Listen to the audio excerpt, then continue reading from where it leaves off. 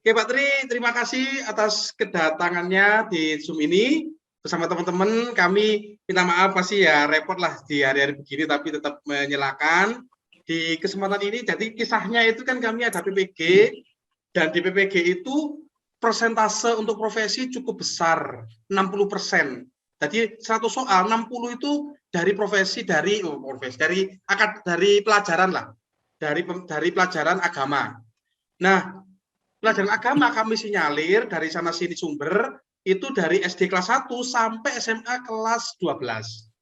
Nah, persoalannya adalah kami tidak mengajar SMA, sehingga kami butuh arahan kira-kira ancar-ancarnya kalau banyak materi yang ditekankan di SMA itu apa, terutama yang banyak keluar ujian nasional. Mungkin dari situ juga apa istilahnya bahan-bahan sing ya kalau kami mengajari semuanya kan tidak mungkin dari SMA itu 3 tahun itu, tapi paling tidak yang sering menjadi perhatian lah kalau misalnya ada ujian atau ada apa, itu bahan-bahan apa. Begitu kira-kira Pak Tri. Atau Oke. teman-teman ya? Atau teman-teman ada yang nambah? Pak Tri, seandainya ada kesempatan bisa memberikan soal-soal ujian nasional atau menjelaskan dalam 1 jam materi 3 tahun, masuk kalah hampir Romo Fiku. Mungkin 15 menit loh. Ya. Romo Fiku, oke. Oke, gitu Pak Tri. Ya wis. Monggo Pak Baik, Tri. teman-teman, ya saya sharing saja. Saya kan bukan materi berapa, tapi ya sharing. Kalau soal ujian nasional itu sekarang kan tidak ada sudah. Maksudnya kan sudah kita membuat sendiri sejak 3 tahun terakhir. Jadi, tapi kalau ada latihan soal apa namanya ujian nasional ya sifatnya analisis saja, kan. Tidak ada yang hafalan. Kami menerima hanya 2 kali ujian yang dari nasional itu dan sifatnya itu tidak ada yang hafalan dogmatis tapi analisis. Jadi itu tidak masalahnya. Teman-teman sepakat lah analisis itu. Artinya kan bukan materi hafalan. Nah, itu kalau ujian nasional. Jadi kita fokusnya tidak usah ke soal-soal saja, tapi ke materi saja. Materi apa saja yang biasanya di SMA. Karena kan menurut teman-teman tadi kan rata-rata yang di sini ngajar SD dan SMP. Nah, sebenarnya secara dogma kan sama. Kita kan ajarnya sama. Isi Katolik soalnya secara dogma.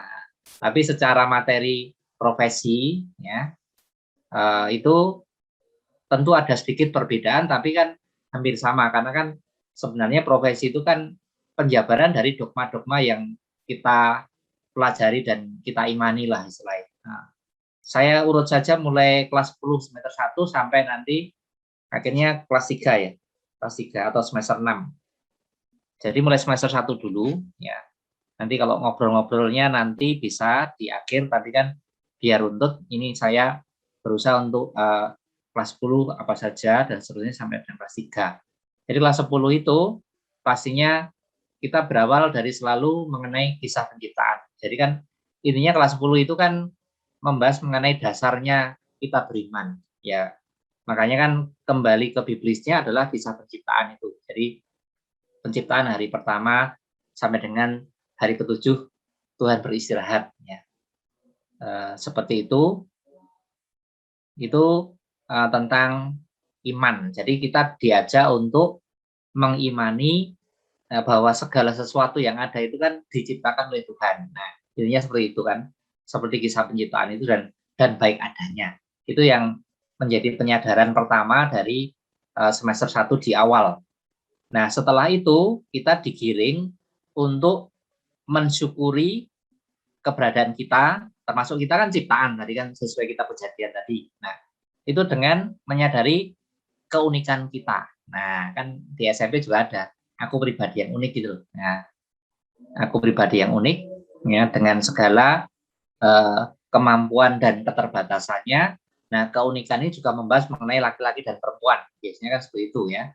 Di mana perbedaannya laki-laki dan perempuan perbedaannya jelas ya. Nah, seperti itu. Nah, kemudian setelah aku pribadi unik, nah, ya memang unik kita itu khas berbeda, tapi yang harus kita sadari bahwa perbedaan kita itu yang membuat kita sama itu satu, yaitu manusia itu secitra dengan Allah. Ya.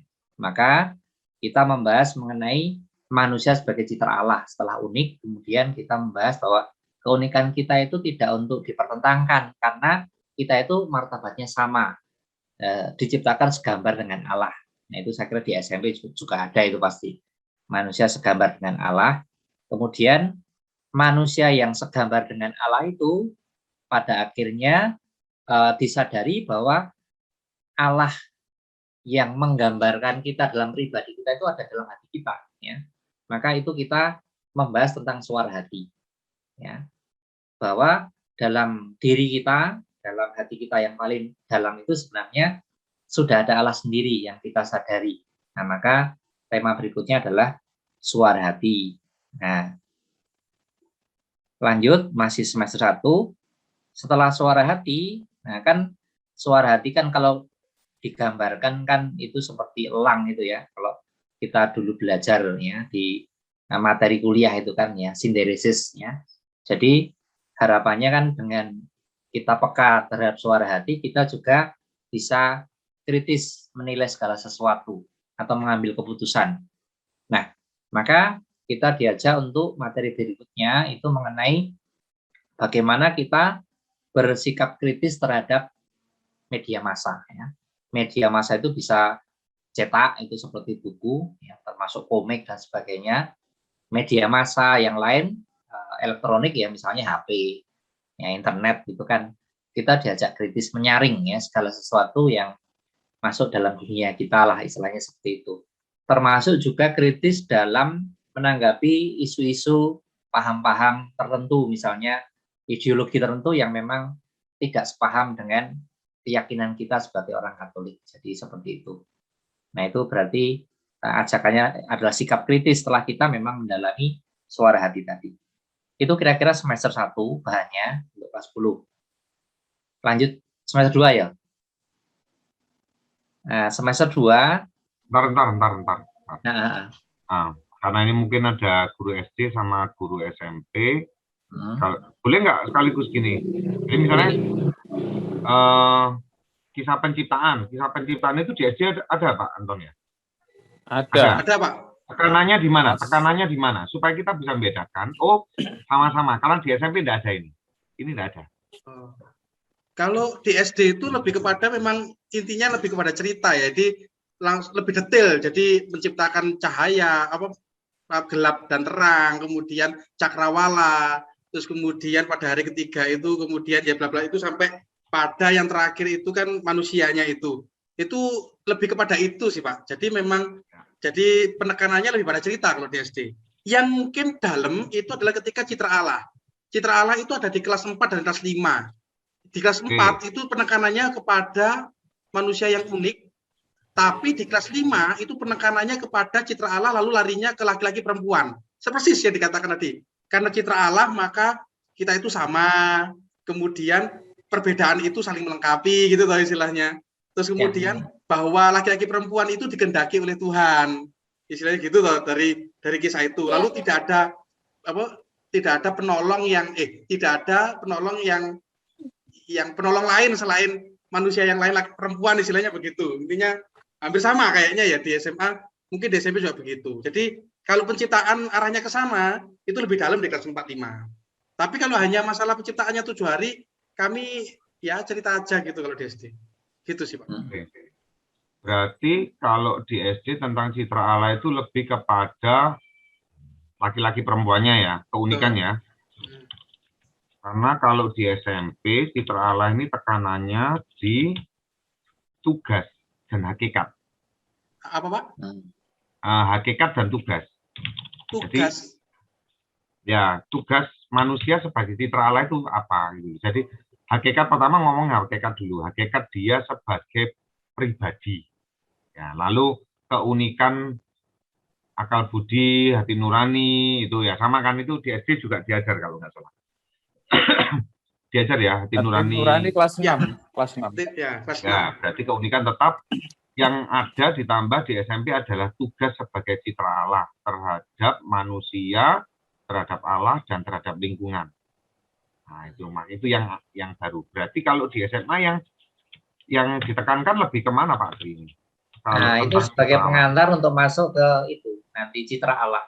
Bahwa di dalam citra Allah itu kan manusia itu diberi kebebasan sebagai anak-anak Allah ya. Jadi kan Oh, kan tadi kan perintahnya di kisah penciptaan kan kita diminta untuk menguasai segala sesuatu yang diciptakan, memeliharalah akhirnya. Nah, itu nanti arahnya ke manusia sebagai citra Allah itu harus bertanggung jawab. Jadi kebebasan yang bertanggung jawab itu di citra Allah itu.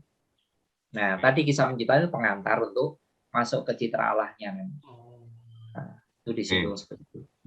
berarti jelas ya bahwa di SD itu yang diceritakan tentang pembagian gendernya ya, pembagian laki-laki perempuan, lalu perannya masing-masing. Di SMP lebih tekanannya kepada tugas manusia sebagai citra Allah. Di SMA lebih mengarah ke kebebasan anak-anak Allah ya. Yaitu yang mengarah ke hati nurani, ke tindakan pribadi itu ya. Meskipun di SMP juga ada ini kebebasan anak-anak Allah ini ada, tapi lompatnya jauh di kelas 9 ya.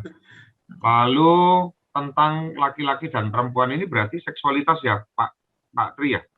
Iya, tapi enggak disinggung terlalu banyak sih. Oh, kalau di SMP memang disinggung banyak. Iya, karena SMP itu seksualitas itu lebih di SMP. Ya, akil balik soalnya itu banyak itu. Kalau SD gimana Pak Wana? Laki-laki perempuan? Pak Wana malah mendelik tok ini.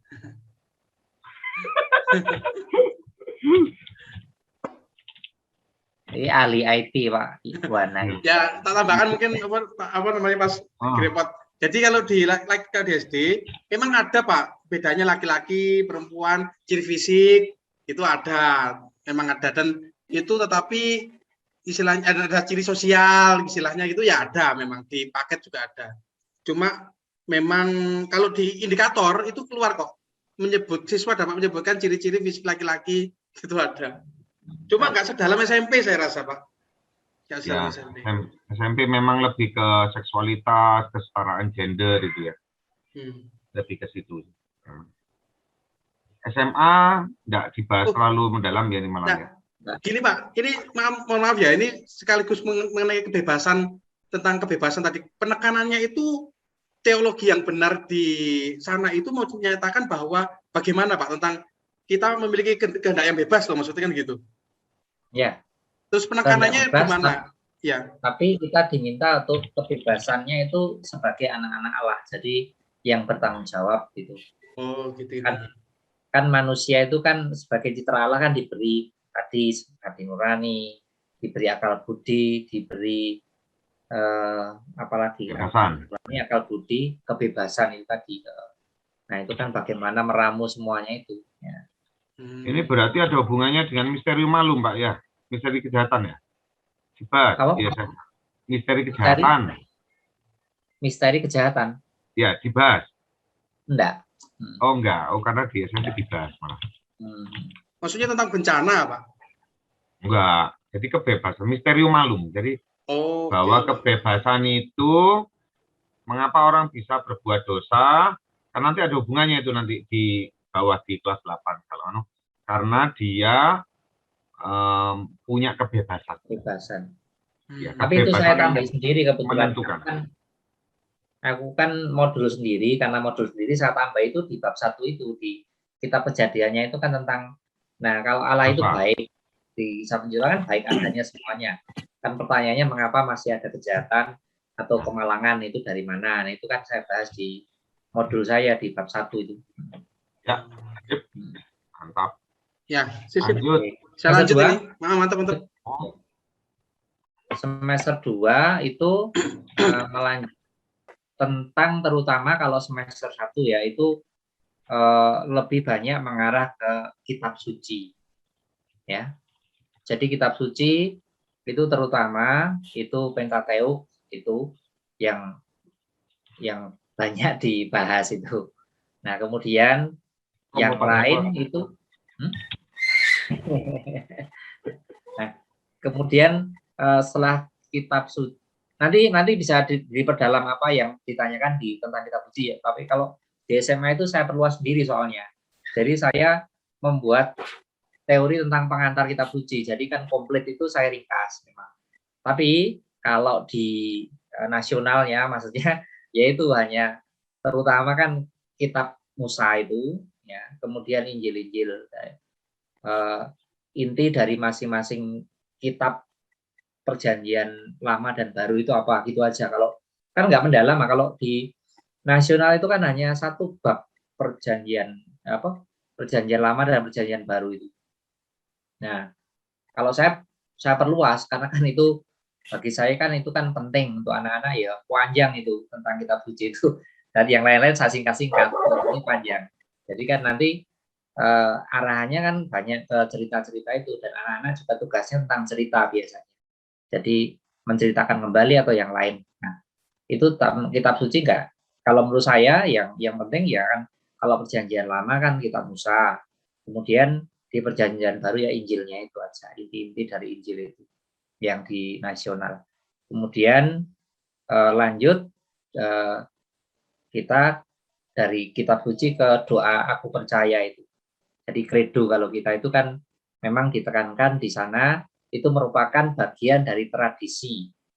Nah, itu tentang doa aku percaya. Kemudian lanjut berikutnya setelah doa aku percaya, kan kita percaya pada Yesus intinya tadi. Nah, kemudian mengalir, kemudian Yesus menjadi inti dari materi berikutnya, yaitu Yesus mewartakan kerajaan Allah. Ya.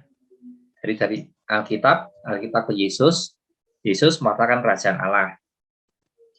Kerajaan Allah intinya yang diwartakan itu adalah untuk keselamatan manusia. Maka setelah materi kerajaan Allah itu dibahas mengenai, ya saya kira SMP juga ada, Yesus adalah idola, Yesus adalah sahabat sejati, Yesus adalah juru selamat. Nah, itu kan itu merupakan turunan dari Yesus mewartakan kerajaan Allah, yang mana kita harus mengidolakan Yesus karena kan kita mengikuti Yesus, intinya seperti itu.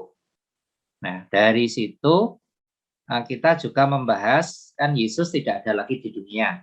Nah, kemudian seperti yang kita tahu kan mengutus Roh Kudus, maka dibahas mengenai karya Roh Kudus itu, ya termasuk yang biasa itulah 7 karya Roh Kudus dan sebagainya, itu kan muncul di sana.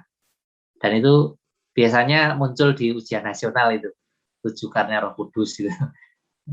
Itu termasuk tema favorit pembuat soal kayaknya. Nah, setelah Roh Kudus, ya, keyakinan kita seperti aku percaya tadi kan ada keyakinan akan Tritunggal, jadi Bapa, Putra, dan Roh Kudus. Maka yang terakhir itu dibahas mengenai Allah Tritunggal, ya.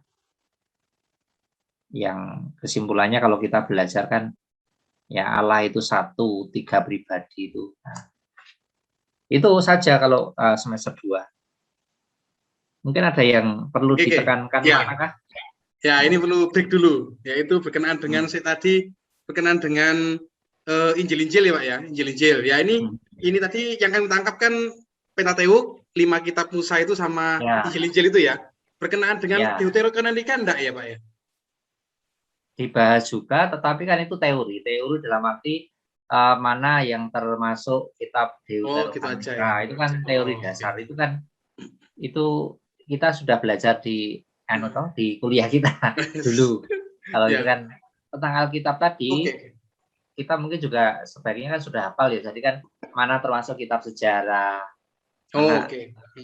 dan seterusnya itu kan itu dasar ya istilahnya. Ya, lupa Pak. Lupa Pak. Kitab sejarah, kitab bijaksana. Nabi-nabi kecil kan itu harus dibagi-bagi tuh teorinya. Roh Parera itu. Apa ada teori itu lagi? Tapi itu iso keluar Pak, soalnya tapi gampang kok eling-eling. Pokoknya sing puitis itu masuk kitab kebijaksanaan. Ya, SD juga ada itu ya? Pembagian kitab itu ya? SD enggak ada sih. Ya aku main eling-eling pelajaran biyen Pak. Kan pertama Pentateuk, terus kemudian sejarah, terus kemudian si kebijaksanaan itu terus nabi-nabi kecil istilahnya gitulah. Ya gitu aja kalau Alkitab. Tadi apa Pak Anton yang berikutnya tadi? Tentang tradisi Pak. Tradisi apa dibahas secara khusus? Tadi menyebutkan tradisi. Betul. Tradisi dibahas secara khusus, tapi kan arahannya sebenarnya aku percaya itu. Yang mau ditekankan itu bahwa Gereja Katolik itu punya tradisi yang tidak ada di Alkitab. Ya, dari logikanya bahkan ada Alkitab itu karena ada tradisi. Ya kan kalau nggak ada tradisi nggak mungkin orang membuat sebuah kronologi tentang nggak ada disiplin ilmu kalau kita lah sekarang. Nah, makanya tradisi itu kan bisa bahkan mendahului Alkitab itu sendiri. Tapi kan kita kan makanya sumber magisterium, nah itu kan ya Alkitab, tradisi, apa sih sini? Iya, kita tradisi. Alkitab tradisi. Ajaran Ajaran Bapak Bapak Gereja. Gereja. Iya, ajaran Bapak Gereja. Ya, Apa lewat? Oke, terus Ya. ini Pak, mengenai mewartakan kerajaan Allah. Ya. Ini juga kami ada, mewartakan kerajaan Allah dengan kata-kata gitu, lalu dengan tindakan. Yang terakhir Yesus bagiku, gitu, kan menggunakan Petrus, siapakah Yesus bagimu, istilah begitu ya.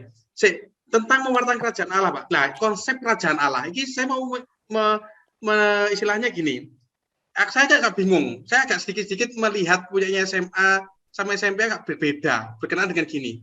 Kerajaan Allah yang kan ada kerajaan Allah itu berdasarkan kepada politis, gitu ya. Bahwa raja yang politis. Nah, terus kerajaan Allah yang hukum. Kerajaan Allah yang mengikuti hukum, gitu istilahnya. Jadi nasionalis. Ya. Nasionalis. Oke, terus kemudian kerajaan Allah sing datang dari atas, istilahnya sing koyo akhir zaman. Nah, iya. Apokaliptik, kita, ya. Apokaliptik. Betul. Nah, saya belum paham jelas, mungkin teman-teman bantu ya, maksudnya konsep punya kita itu sebenarnya apa, kerajaan Allah bagaimana gitu loh. Kalau konsep kita di ajaran kita yang sekarang ini, konsep kerajaan Allah itu sama dengan mirip dengan para rabi kalau istilahnya di teorinya itu. Jadi bahwa orang yang berbuat baik akan mendapat ganjaran, reward kalau istilah kita mungkin ya. Yang jahat itu akan dihukum. Nah, maka penekanannya kan Injil Yohanes itu juga bertobatlah. Jadi penekanannya itu kalau kerajaan Allah kan bertobatlah, kerajaan Allah sudah dekat. Nah karena kan kita tidak ingin terhukum. Nah, makanya harus setiap kali berjaga-jaga. Jadi paham kita orang Katolik itu mengarah ke pahamnya para rabi. Kalau menurut paham-paham zamannya Yesus. Oke. Kalau SMP pewartaan kerajaan Allah, pelajaran kerajaan Allah itu lebih ke ini Pak, sejarah dan latar belakang historis. Jadi kalau pelajaran SMP tentang kerajaan Allah itu yang dijelaskan malah situasi bangsa Israel waktu itu, ya. Lalu bagaimana paham kerajaan Allah orang Israel saat itu, maka muncul yang politis, yuridis, apostolis, apokaliptis, lalu yuridis, religius gitu kan. Dan itu yang menjadi pertentangan, nantinya larinya kemana? Ke kisah sengsara. Jadi di dalam kisah sengsara itu sebenarnya mau ditanyakan, kenapa sih Yesus itu sampai dihukum mati? Arahnya ke situ. Kalau itu di SMP. Jadi pelajaran SMP tentang kerajaan Allah itu tekanannya malah di situ. Jadi orang-orang Yahudi saat itu situasinya kayak apa? Lebih kepada siapa yang menerima, siapa yang menolak gitu. Nah, sedangkan kalau di SMA yang saya tangkap tadi malah tekanannya pada inti pewartaannya. Ya, inti pewartaannya. Kalau mujizat perumpamaan sama dengan SD. Sama. Kami juga ada itu. Ya, jadi itu kan Yesus yang waktu itu menghadirkan kerajaan Allah ya dalam situasi yang dibutuhkan ya, makanya kan aplikasinya untuk SMA ya tadi ajakan ending dari tema kerajaan Allah itu kan adalah bagaimana pada akhirnya masing-masing dari kita itu menghadirkan kerajaan Allah atau menyadari kita itu sebenarnya banyak menerima kerajaan Allah dari kebaikan orang lain. Nah, itu ending dari tema kerajaan Allah, karena kerajaan Allah itu yang mau difokuskan bukan yang di atas sana atau nanti, tapi kan saat ini harus dihadirkan atau saat ini harus dirasakan gitu. Nah, kemudian sama kok dengan Pak Tata itu. Nanti arahannya itu memang ke kisah sengsara itu. Jadi Yesus yang menghadirkan kerajaan Allah itu ternyata tidak serta-merta nyaman ya pada akhirnya, karena kan berbuat baik tidak selalu demikian. Makanya ya Yesus ya harus mengatakan bahwa barang siapa mau mengikut aku, dia harus memikul salib dan seterusnya itu. Nah, itu kan terrealisasi di akhirnya. Bab berikutnya kan itu masih nyambung dengan kerajaan Allah, itu temanya tentang kisah sengsara, wafat, kebangkitan, dan kenaikan Yesus. Ya. Nah, itu memang nyambung. Itu masih kerangka kerajaan Allah itu. Nah, memang ada tentang tema di SMA itu sengsara, wafat, kebangkitan, dan kenaikan Yesus, bahwa akhirnya kan orang yang benar walaupun menderita pada akhirnya mulia. Itu yang mau di teologinya di situ. Dan kita pengikutnya, maka juga akan mulia. Yang lakoni. Mantap, Iris. Mana ya Pak Gio ya. Mantap. Oke, ada tambahan lain? Kalau enggak ada, bisa lanjut ke kelas 11. Kelas 11. Lanjut ya. Apa, Pak Gio enggak lanjut. Lanjut aja dulu. Saya mendengarkan dulu. Oke. Tanya. Oh iya Pak. Pak. Tentang 7 karya Roh Kudus. Mangane apa kok rantente ya ketemu. Lah iya. Sing dimangane tiba-tiba kerupuk ra sido pengen. Tentang karya Roh Kudus ini yang dibahas 7 karya Roh Kudus ini 7 karya apanya, Pak? Lebih kemana, Pak? Yang puji syukur itu apa? Apalan itu. Yang puji syukur itu Pak? Oh. Ya, betul. Mek apalan. Jadi yo mek Roh hikmat, roh kepercayaan. Ya, itu gampang kalau itu. Pokoknya intinya kita minimal harus hafal dulu. Hafal 7 itu ya. Oke, siap. Ya, 7 karya Roh. Hafal ora apa. Kalau Allah Tritunggal tekanannya di mana, Pak Tri? Kalau Tritunggal itu tekanannya itu hanya dibahas singkat. Nah, tekanannya bahwa kita itu kan termasuk aliran unitarianisme. Ya, Jadi kita percaya pada Allah yang satu tapi kan 3, triniter tapi ya. Unitarianisme yang trinitarianisme. Jadi kan Allah itu kan 1 kodrat 3 pribadi. Yesus itu 2 kodrat, yaitu manusia dan Allah. Dan 1 pribadi, menurut intinya. Itu Allah Tritunggal, dan kita mengimani Allah itu kan biasanya menyebut dalam doa-doa kita, menurut itu enggak terlalu Allah Tritunggal. Maksudnya nek metu nang soal ya iso diawur, sing penting kan teori dasarnya aja salah. Oke. Kodrat karo pribadi aja sampai salah, Mas. Ya, oke. Lanjut. Kelas berapa nih? 11 sekarang. 11. Jadi kalau kelas 11 semester 1 itu intinya gereja. Wah, iku sing wakeh metu nek zamanku PPG ya. Oh. Nah, itu 5 tugas banyak. gereja, Pak. Wah, macam-macam itu dibahas banyak. Gereja ya. Jadi karena kan di dalam gereja itu kan ada sakramen. Maka sakramen dan gereja itu jadi satu. Jadi satu, kudus, katolik, apostolik gitu keluar. Nah, bukan sifat gereja. Orang yang percaya kepada Yesus Kristus itu kan disebut gereja. Makanya kan itu karena kita percaya pada Yesus dan kita mengajarkan Yesus, maka itu memang dibahas. Gereja itu paling banyak dikeluarkan menurut saya kalau di ujian saya di PPG dulu. Jadi sifat gereja, ya, kemudian struktur gereja.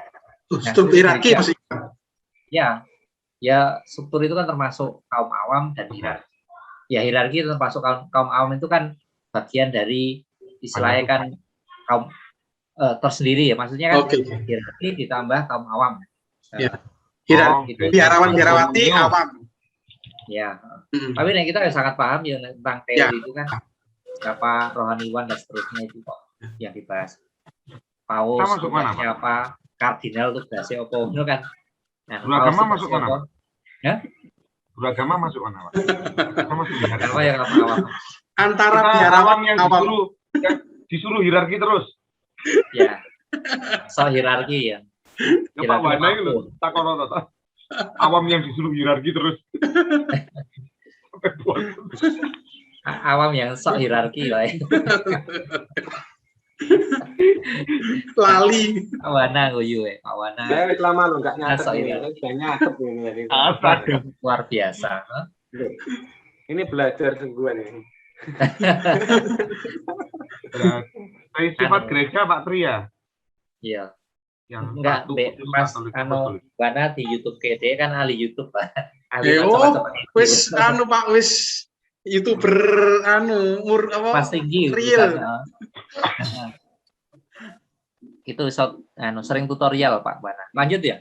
Ya. Oke. Lanjut Pak. Tadi lanjut. sampai di struktur gereja, kemudian tugas gereja. Nah, itu paling banyak yang tugas gereja. Jadi 5 tugas gereja itu paling banyak. Dan itu diuraikan satu-satu. Maksudnya diuraikan itu kan ini masuk apa kita harus bisa bedakan. Nah, jadi sing biasanya sedikit perlu berpikir kan liturgia sing karitatif liturgia apa di sini Sama berarti? diakonia. Kerikma. Diakonia. Diakonia. Sama diakonia itu. Intinya kan pelayanan karitatif dan sebagainya yang di luar liturgi. Liturgia. Liturgia diakonia, betul ya? Ya, ada Diakonia, kerikma, martiria, melayani. diakonia, liturgia. Nah, Mungkin yang mirip mirip kerikma sama liturgia. materia ya, Pak. Mewartakan sama bersaksi itu ya. Liturgia sing mirip, sing sering mirip itu nanti di Diakonia. contoh-contoh itu ada itu diakonia. Diakonia. Tapi Melayani. saya bedakan urusan altar doa-doa kan berarti liturgia, sing soal karitatif itu kan diakonia itu Yang membedakan. sulit itu gini Pak, kalau di SMP itu kalau pembedaan biasanya itu yang gandeng loh ya, koinonia, diakonia, liturgia, misalnya gini. Kita berkumpul dalam satu persekutuan, nah itu. Lalu kita berdoa di situ, lalu kita juga mengumpulkan dana untuk penyumbang. Nah itu yang mana itu? Nah, itu Itu tiga bisa dulu soalnya. berdebat loh. Tergantung sih guys soal Iya. kadang-kadang. Satu yang soal itu, dan itu sulit itu memang. Ya. Misalnya melayani kur, itu berarti liturgi ya, Pak. Kudu diakonia. Koinonia Oh, itu itu Pak. liturgi. Sing di nek tugas Yang di mana yang ditanya? gereja. Tugas di gereja liturgia no. Lah iku. Atau angel aja. Liturgia. Kelompoknya, kalau ditanya kelompoknya, koinonia itu. Oh iya loh, Pak. Oh, kelompok E. Iya. Ya. Oke. Iya. Kelompoknya koinonia. Oh, oke. Nah, itu kan- sih, Hmm. menurut saya juga tergantung sudut pandang ya. Kalau Iya, memang misalnya kadang-kadang. di Betul, doa Pak. lingkungan Betul. gitu ya.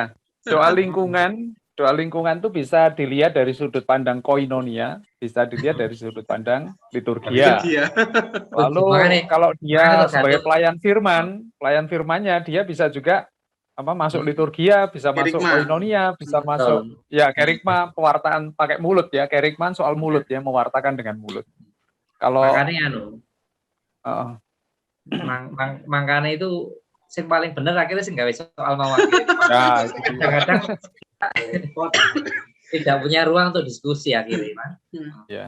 Maka yang paling Ah. penting menurut saya itu pemahaman terhadap konsep dasarnya itu dulu.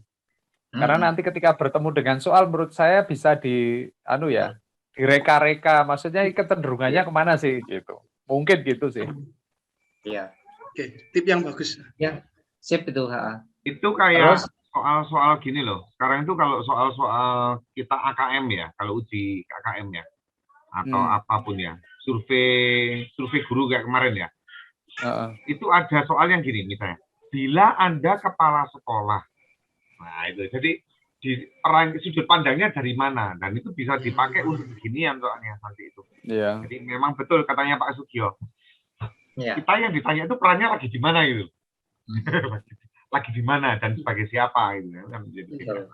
harus jeli. Itu iman, Tapi satu pembuat soal yang maksudnya kan yang pinter dan bisa dipertanggungjawabkan biasanya kan mereka memang buat soal sulit, tapi kan biasanya di soal itu ada penekanan. Oh, oke. Jadi kan yang dimaksud itu yang apa, nah makanya nanti kan ini termasuk apa itu kan biasanya ada kata kuncinya mesti. Jadi tidak sembarang pokok ini buat gitu. Oke, Ya harus oke. jeli tadi memang. Terus yang berikutnya Lanjut. itu sakramen. Nah, sakramen Loh, kalau menurut saya sakramen di gini. SMA ada, Pak? Sakramen Kenapa? di SMA ada? Ada sakramen dan sakramentali. Itu kan masuk dalam gereja ini masih. Nah, di materi saya perluas. Jadi sekalian saya menjelaskan seluruh sakramen karena di kurikulum nasional itu tidak semua sakramen. Jadi kan yang pasti kan sakramen imamat, sakramen perkawinan itu pasti, tapi tidak semua sakramen seperti perminyakan, sakramen tobat itu tidak ada. Tapi menurut saya gini, kalau bunyinya panduan itu 60% itu profetis ya. Menurut saya kan dogmanya 100%. Wong kita itu kan yang profetis itu penjabaran dari kok. Artinya kan ya kita kan yo dogmanya ya tidak pakai kabeh menurut saya. Maksudnya kan kalau yang profetis itu kan bisa dipikir. Kalau yang dogmatis kan harus hafal. Maksudnya. Jadi kan tidak benar bahwa akhirnya dogma 40 ya itu salah menurut saya. Tidak berarti 60 profetis kemudian 40 dogma ya enggak. Menurut saya dogma tetap 100% karena kan semua diturunkan dari sana. Kita gak ya mumpung ono kesempatan PPG ya kita belajar katam guru agama. Masuk. Boleh belajar mana iki, Pak Tri? Bukan diktat.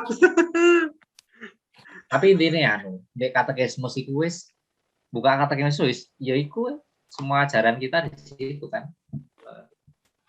Terus tapi mendengarkan sepintas penjelasan Pak Tri tadi memang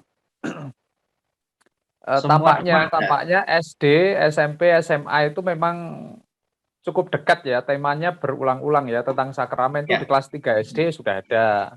Tadi dikatakan Pak Widi tadi tentang mewartakan kerajaan Allah itu di SD kelas 6 juga sudah disinggung. Lalu pribadi unik itu juga disinggung. Tapi jadi secara konsep dasar mungkin kita sama-sama sudah mengenal sih ya. Hanya nanti memang masing-masing jenjang itu ada tekanan-tekanan tertentu yang memang perlu dipahami. Seperti tadi di SMA kan menurut Pak Tri soal-soal banyak, soal favorit lah istilahnya ya. Soal favorit itu tentang gereja. Nah itu yang memang perlu diperdalam tentang sifat gereja, tugas gereja, lalu sakramen, sakramentali ini di SD tidak ada. Di SD hanya 7 sakramen itu di kelas 3. Yang menurut saya sih materi itu cukup berat untuk di kelas 3. Harusnya di kelas 6. Maka mengajarkan konsep sakramen itu agak bingung sebenarnya di SD kelas 3. Ya. Oke, lanjut Pak Tri. Ya, tapi ya golongan pemberkatan rosarium, pemberkatan rumah itu kan ya arahnya ke praktek-praktek yang sehari-hari di lingkungan itu kan saya jelaskan biasanya sakramentali. Ya. Tapi hanya disinggung sedikit kok sakramentali itu. Tapi Kurnas ada itu di kurikulum nasional ada sakramentali. Ada ya. Memang itu bagian dari kan sakramen itu bagian dari liturgia. Ya. Jadi saya akhirnya paling panjang itu liturgia karena kan meliputi sakramen itu ada 7 sakramen ini tak jelaskan semua. Jadi biasanya saya ngakali itu hal-hal yang sifatnya profetis itu kan dasarnya saja. Yang sifatnya dogma-dogma itu kan ya memang ya Nana ya harus tahu lah. Sakramen kok mengerti perkawinan kali Muhammad lah repot. Nah, akhirnya saya lengkapi. Jadi kalau di Santo Yusuf kurikulum Romo Willy itu kan bagus menurut saya itu yang pernah dulu diutarakan itu. Ya lengkap namanya sakramen. Itu lanjut ke semester 4. Ya, oke. Aku ngajari sakramen di Seneni ambek Romo Yayasan. Kejeron jare ini. Loh padahal enak materi ini Gu. Pas walu ya, Pak? Ada, Pak. Jadi kan memang gini, nanti kesulitannya itu gini. Ketika belajar sakramen, kita pelajari sakramen ya memang harus kalian dari dasarnya kan nggak mungkin tiba-tiba sakramen Ekaristi ini roti menjadi anggur, roti menjadi tubuh, anggur menjadi darah. Lah kalau anak SD nggak apa-apa kayak gitu. Anak SMP tanya itu Pak, kok bisa Pak? Terus Nah, sampai itu jerane transubstansiasi. Harus mau nggak mau gitu akhirnya. Terus pakai filsafat Aristoteles. Ya, ya sederhana aja. Jadi materi sama substansi itu kan beda toh. Gitu. Makanya yang jelasnya sakramen kan selalu dari nilai universal karena kan itu hanya miliknya gampangannya kecuali 2 sakramen kan miliknya Kristen ya. Kalau yang 5 yang lain kan milik murni Katolik. Jadi kan saya biasanya menjelaskannya dengan mengambil nilai universal. Misalnya baptis itu kan sakramen untuk inisiasi. Jadi kan kalau kita masuk dalam sebuah kelompok itu biasanya ada peresmian, pemakluman. Nah itu kan seperti itu. Jadi kayak gitu memang susah. Terlalu tadi seperti kata Pak Tata dari sakramen itu hal yang abstrak. Ya. Tapi masalahnya mereka nanti akhirnya sampai ke sana dengan hal-hal yang praktis itu. Gak gampang lah sakramen itu dari sakramen. Oke, siap. Lanjut berarti ya. Aku lanjut sampai semester 6. Enggak banyak kok ini. Jadi langsung sekarang semester 4, kelas 11 semester 4. Itu membahas tentang ajaran sosial gereja. Jadi ajaran sosial gereja itu cukup rinci, ada semuanya disebut. Ada sekitar 14 ya. Itu semuanya disebut. Tapi kan yang baru-baru enggak kan, itu kan yang baru itu kan karena kan itu kan teori yang lama ya, zaman-zaman waktu itu, terutama zaman-zaman gereja itu memang banyak polemik politik gitu ya.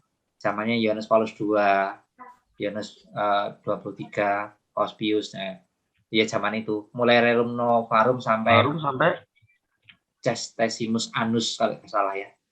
Sampai apa? Rerum Novarum sampai Centesimus Annus. CA itu loh. CA. Sampai itu aja biasanya. Nah itu biasanya yang ditekankan misalnya Rerum Novarum itu penekanannya itu pada ajaran tentang apa, misalnya kan menghormati kerja. Itu berarti laborem ya, LE ya. Seperti itu teori hafalan. Jadi pokok kita buka lagi tentang ajaran sosial gereja, intinya itu kan sudah pasti beres. Bahaya kira itu lali aku. Lulus. Loh, sing ngajar dhewe ngomong teori tok ngono kok jare Romoku. Ini teori saja sebenarnya gereja itu. Tapi ya harus saya ajarkan ngono jare ini. Waktu itu. Terus ajaran sosial gereja, nah setelah itu membahas tentang hidup sesuai dengan kehendak Allah dengan itu memperhatikan perintah dan menjauhi larangan. Jadi 10 perintah Allah ini. Tetapi Dekalog tidak dibahas seluruhnya. Nah, ini juga saya bahas seluruhnya akhirnya 1 sampai 10 karena kan ya lengkap sekalian. Kalau yang di nasional itu kan hanya seputar tentang itu nilai-nilai jangan mencuri, jangan membunuh, itu aplikasi semua. Jadi soal-soal aplikasi penerapan ya. Kemudian hak asasi manusia itu banyak ditekankan di sana. Materi berikutnya Pak Tri tentang HAM itu atau masuk dari Dekalog? Masuk di bagian kalau mereka Dekalog. tidak, kalau Dekalog itu tidak mereka sebut sebagai Dekalog, tapi kan menjauhi larangan dan perintah, memperhatikan mengikuti perintah ya. Jadi seputar hak asasi manusia ya, seputar itu yang dibahas. Nah, tapi saya kompletkan kalau di sekolah saya, jadi supaya sekalian utuh Dekalog gitu. Kemudian sekarang materi kelas 12, materi kelas 12 itu semester 1 ini itu. Sebentar Pak Tri. Ini yang semester 2 hanya 2 tema pokok ini, ASG dan Dekalog. Iya. Iya. Oh, ya. Karena itu intinya semester ini kan semester 2 kelas 11 ya. Jadi intinya itu hal-hal praktis sosial yang bersifat relasi dengan manusia. Jadi ajaran sosial gereja sama 10 perintah Allah. Masuk itu ya etika Kristiani berarti ya, Pak. Ya, etika gereja. Etika. Etika gereja itu intinya kan tentang dekalog itu memang. Jadi seperti aborsi itu masuk di sini, pembunuhan masuk di sini. Jadi termasuk eutanasia masuk di sini. Nah, Menarik ya sama. tema-tema SMA ya.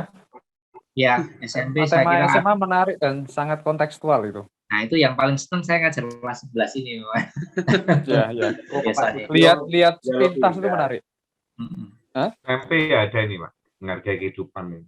Kelas 9. Ya, ya itu kan arahnya ke aborsi. Perang. Terus kelas 12 semester 5 semester 1. Oh ya, semester 1 ya. Panggilan hidup. Jadi panggilan hidup itu yang dibahas itu panggilan hidup berkeluarga, panggilan hidup membiara, kemudian panggilan berkarya atau profesi. Saya kira itu sesuatu yang sifatnya itu juga teori-teori yang nggak terlalu perlu dihafalkan. Kan kalau hidup membiara paling 3 kaul itu kan kita hafal lah, golongan itu. Panggilan hidup tadi itu intinya, jadi memang kelas 12 kan arahnya kan pada bagaimana nanti itu dia mau memilih apa, terus mau jadi apa itu kan. Nah, dari situ semua sampai ke profesi tadi atau karya tadi, kita diajak untuk memperjuangkan nilai-nilai kehidupan ya yang sifatnya ya ajaran Yesus tentunya. Jadi kan nilai kehidupan itu nilai keadilan, nilai kejujuran, nilai apa lagi ya? Kejujuran, keadilan, kebenaran, itu sekitar nilai itu. Tapi itu sifatnya aplikatif semua, itu gampang. Ada yang nggak ada teori yang baku, tapi itu hanya mengasah moralitas kita saja. Ya. Bisa genep gak mungkin maksudnya. Bermoral-moral. Ayo. Terus lanjut. Terus setelah itu kita diajak untuk lebih keluar lagi dengan berelasi dengan orang-orang yang tidak seiman dengan kita, maka membahas tentang keberagaman. Ya. Nah, keberagaman itu terutama yang ditekankan ya akhirnya kan keberagaman iman kepada Tuhan. Jadi dibahas mengenai ajaran-ajaran agama yang lain. Jadi Hindu, Buddha, Islam itu ada teorinya singkat-singkat masing-masing, termasuk aliran kepercayaan. Baru nanti endingnya adalah dialog antara agama, dialog kehidupan, dialog iman gitu. Nah itu yang dialog agama. Endingnya dari kelas 12 itu setelah dialog agama, nanti kita sebagai orang Katolik diajak untuk punya peran yang khas. Ya. Jadi intinya garam dan terang dunia, perutusan itu. Wis selesai. Sampai di kita diajak untuk menjadi garam dan terang dunia. Orang Katolik harus punya peran untuk membangun Indonesia. Nah, istilahnya Vanlit mungkin 100% Indonesia, 100% Katolik itulah. Sugio Pranoto, Pak lagi Pak Sugio. Ya, ada Sugio Pranoto, Pak Sugio. Saya Pak, mengajar agama dan PPKN. Langsung aplikatif. PKN. Wes itu aja. Semester 2? Loh, tadi semester 2. Oh, belum ya? Nah, itu tadi kebetulan saya gabungkan semester 1 dan 2 karena kalau SMA itu kelas 12-nya sangat singkat. Jadi Januari itu sudah selesai. Oke. Nah, jadi semester 6 itu hanya saya pakai untuk mengaplikasikan pelajaran-pelajaran yang saya tekankan biasanya kelas 12-nya. Jadi tadi panggilan hidup dan nilai-nilai kehidupan seperti keadilan, kemudian nilai kejujuran itu masuk semester 1. Nah, semester 2-nya tentang menghargai keberagaman, dialog agama, dan perutusan orang Katolik tadi. Itu semester 2. Iya. Gitu tuh soalnya Pak Tri, apa ya, masuk apa dokumen usaha etate barang gitu tuh ya. Ya, masuk NA. Kudu dihafalkan kah gitu? Dokumen-dokumen. Enggak, Hafalno ta. Maksudnya hafalno dhewe aku gak. SMP ada itu Pak. Itu Lek pasti soal ujian ada. pasti ada. Di Tapi SMP kan juga ada Pak. kita menanggapi biasanya kan ya. Oh, Kan sudah tidak sampai dokumen nomor berapa gitu enggak ya Pak ya? Sampai Pak. Kalau di SMP sampai SMA aplikasi. SMP teorinya Pak. Nostra T 2, 3, 4 Terus, apa itu gini semua aja. itu. Pokoknya Nostra T 1, 2, 3 itu ya di situ biasanya kan Ya itu. tentang relasi Katolik dengan agama lain. Gitu. Selalu. Gereja lain. Tentang hati nurani itu dari GS, Gaudium et Spes 16. Nah itu hati nurani itu juga sering muncul di ujian. Ya SD ada itu Pak, muncul itu GS 16 itu muncul di SD Ya. tentang bahas di kelas 6 bahas tentang hati nurani. Atau hati nurani juga hukum Allah, hukum manusia itu Galatia 5 nih Mas. Ya. Hukum Allah, di dalam hati kita ada hukum Allah dan hukum manusia yang berperang merebutkan kita kayak loh. Begitu. Terima kasih banyak Pak Tri ya. Oke, Sekali lagi. ya. Terima kasih ya. Makasih banyak Pak Tri. Ya. Ah. Besok ini gimana?